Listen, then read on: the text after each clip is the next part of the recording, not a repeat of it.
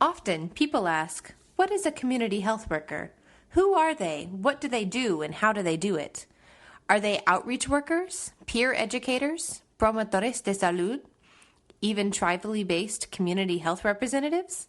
There seem to be so many diverse names. Those names reflect the diversity of the CHW field and mirror the many distinct settings and communities where CHWs serve. Are there paid CHWs and other CHWs who get stipends or even volunteer? Well, mostly CHWs are paid. Hopefully, they are paid a good living wage with benefits. Some CHWs volunteer, some because there is still limited stable funding for CHWs, and some volunteer because they want to give their time to their community. Even with all these differences among CHWs, hopefully you know a lot about what CHWs have in common. One thing you should know is that even if CHWs are not all paid or not all paid the same, CHWs are deeply committed to supporting the individuals and families where they live and work. They are part of a continuum of caring. Another important thing that CHWs share in common is their core roles and competencies, including their skills and qualities.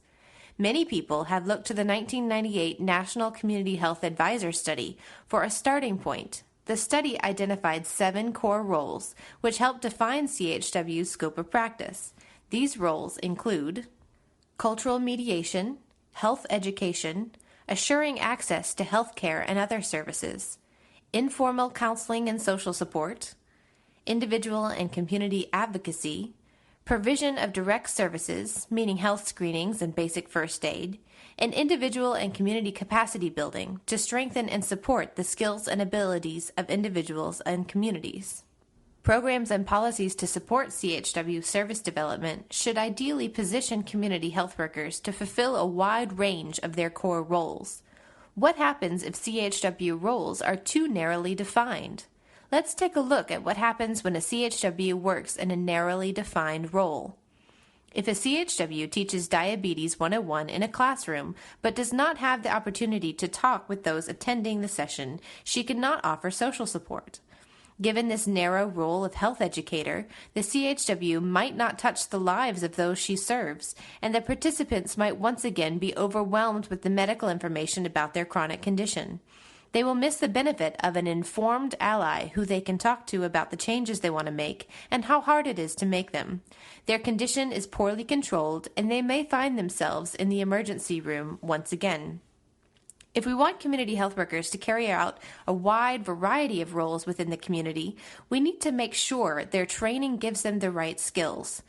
Dr. Noelle Wiggins, who led the examination of roles and competencies for the National Community Health Advisor Study, identifies 8 core skills that CHWs need, including communication skills, interpersonal skills, service coordination skills, capacity building skills, advocacy skills, teaching skills including facilitation, organizational skills including setting goals, planning, documenting, and research, and a general knowledge base, including knowledge about the community, specific health issues, and health and social service systems.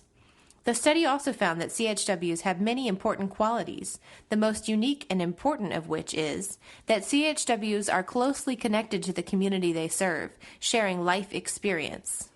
You may wonder whether these roles and competencies represent today's reality for CHWs as they did more than 16 years ago when the National Community Health Advisor Study was released.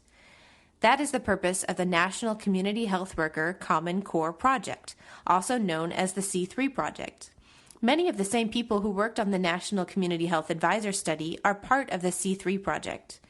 The C3 project is focused on building forward from the National Community Health Advisor Study to offer contemporary guidance on CHW roles and skills that support the work that CHWs do today. You may also wonder, what about guidance from the C3 project on CHW qualities? The C3 project recognizes the importance of the qualities that make CHWs effective, including their close connection to the community. The project team, like others, recognizes that those qualities are timeless and have not and will not change.